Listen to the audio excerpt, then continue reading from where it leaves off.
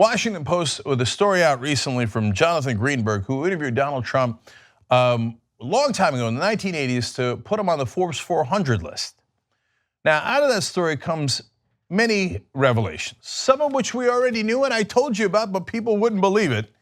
It was already in the record. Donald Trump was never that rich. He's not that rich now. It's not even close. He was never a billionaire. He's not a billionaire now. It's not even close. And his whole life and his whole career, he's been a con man. Now, you're gonna see and you're gonna hear tapes of him actually pretending to be someone else because he's a buffoon. So let me begin this story and tell you Greenberg's recounting of what happened in the past, and then we'll dive into the actual numbers.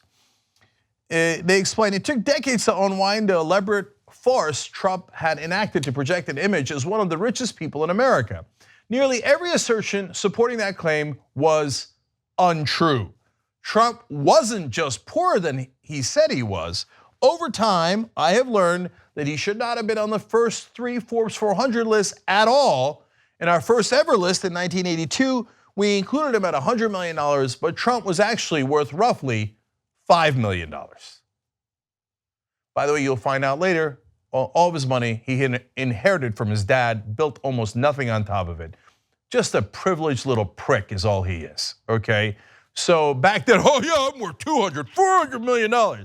We actually have facts. It turns out he was worth $5 million at most, at most.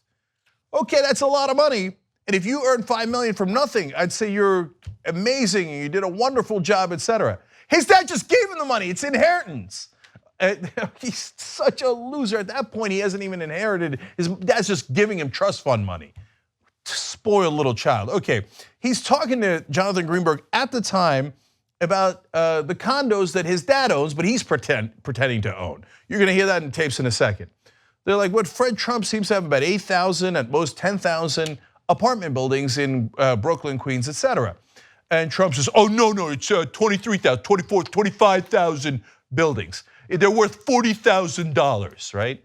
And the guy goes, there's no way they're worth $40,000 at the time. This is in the 1980s. So Greenberg picks it up from there. He added that these were almost debt-free and worth $40,000 each. I questioned his valuation. Trump shrugged and said, okay, then $20,000 each. In other words, I'm making it up. What difference does it make? You're not buying 40,000, how about 20,000? How about 20,000? Turns out it's not 25,000 apartments, it's only 8,000 apartments. And it wasn't worth 40,000 or 20,000, they were worth about 9,000 or so, according to the best estimates at the time, which made his dad a very, very rich man. He could have left it at that, but no, it's not my dad, it's me, that's who did it. Fred Trump later said, look, my son's a very competitive guy, and I didn't want to compete with him, so I'm happy to give him credit. In other words, of course it wasn't Donald Trump. It was Fred Trump who built that and then gave this schmuck the money. In a 1990 court case, Trump testified that he had used false names in phone calls to reporters. So that's a fact that Donald Trump himself has admitted. Well, one of the false names was John Barron, and that's the name he used to call Jonathan Greenberg.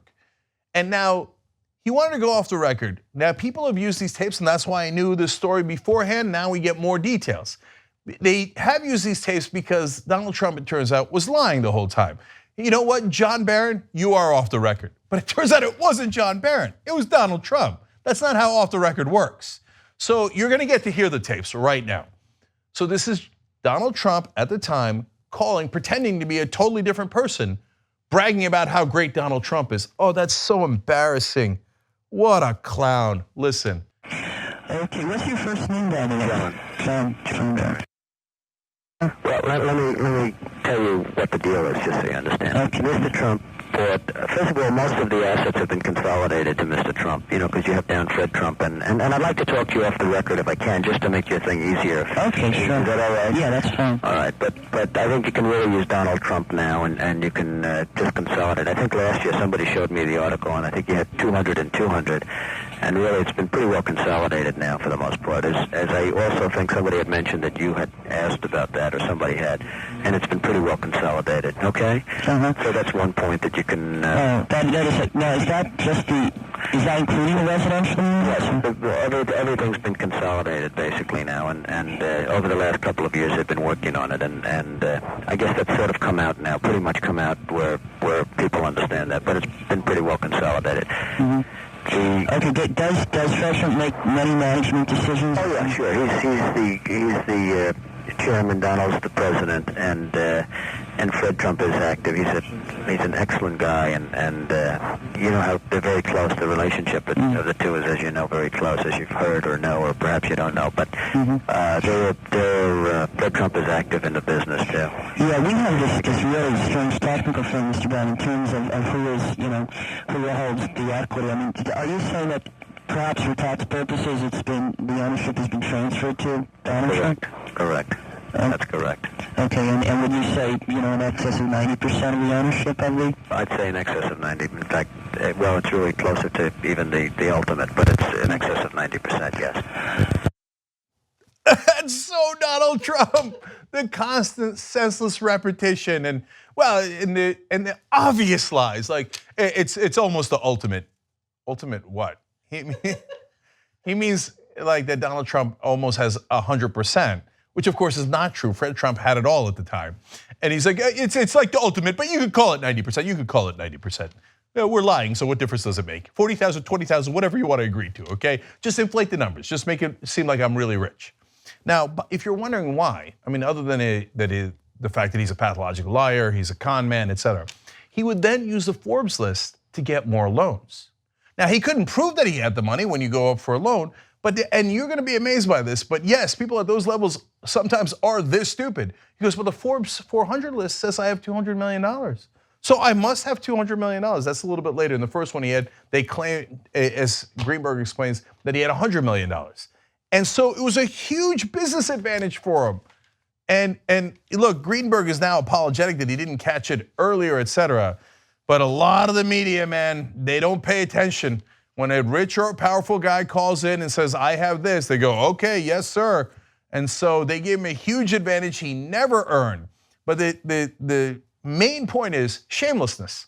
Just like, I don't care. I can't even get an assistant to call in pretending to be John Barron.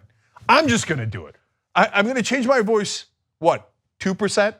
Or maybe 0%?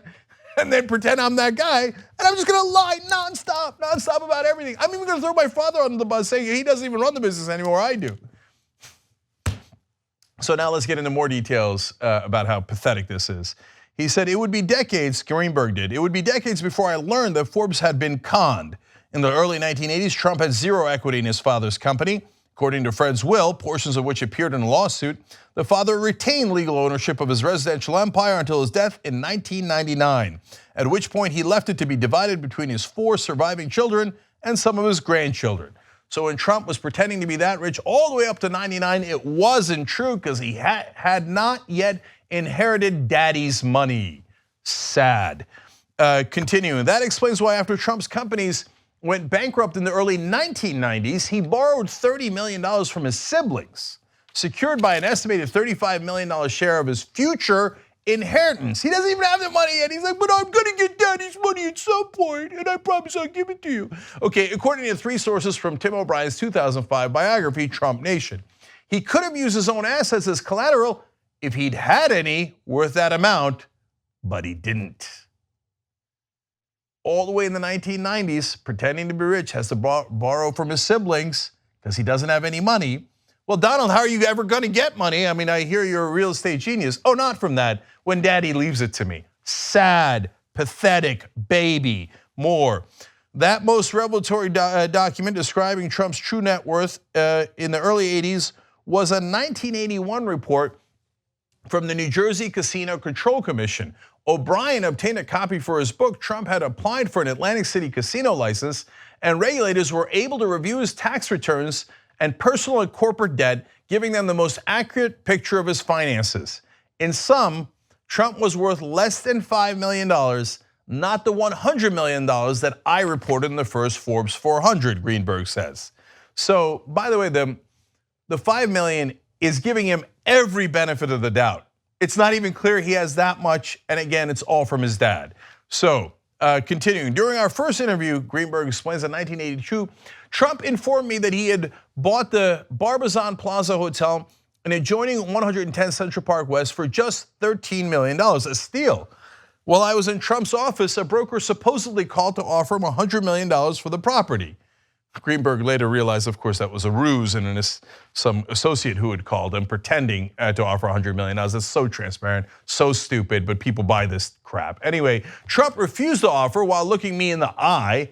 He pointed out that his net worth should include an equity boost of $87 million profit, yet tucked away on page 63 of the Casino Commission report was a section describing Trump's purchase of the property for $65 million, facilitated by a $50 million loan to Trump by Chase Manhattan Bank.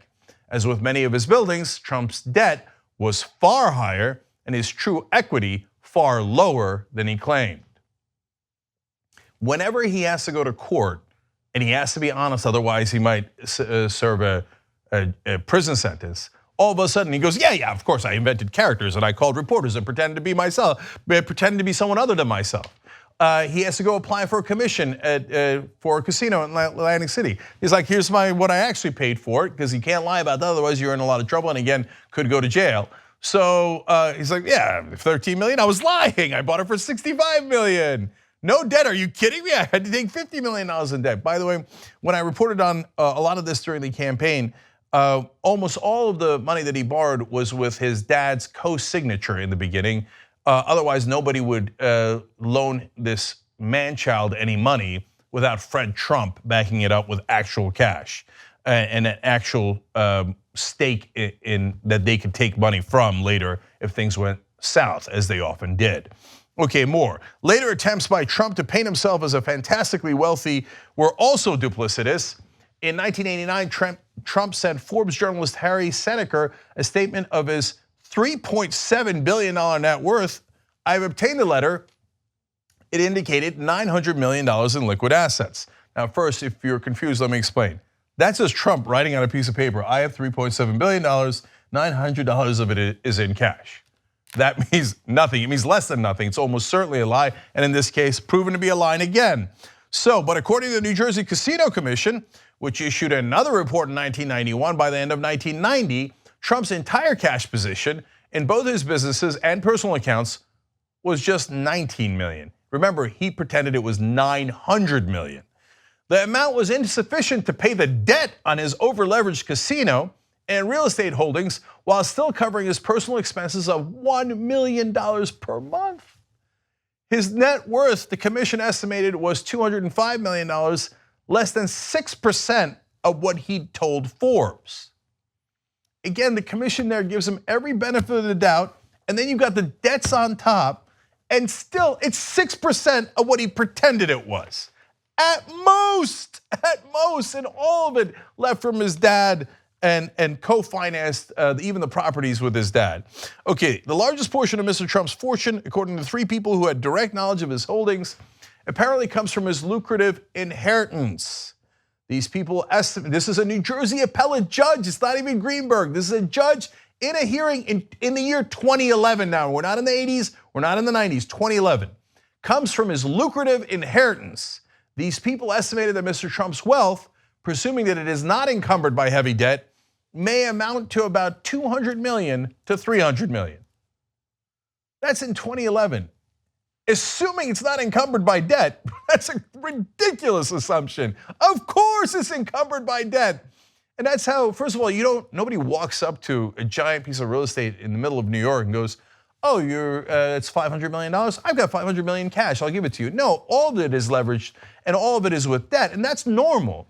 Trump has usually more than normal debt, so of course that money's encumbered. He doesn't even have anywhere near that much, even though most of it, again, is from his dad. Finally, in 2016, Trump's presidential campaign put out a statement saying the candidate had a net worth in excess of $10 billion, and they capitalized it.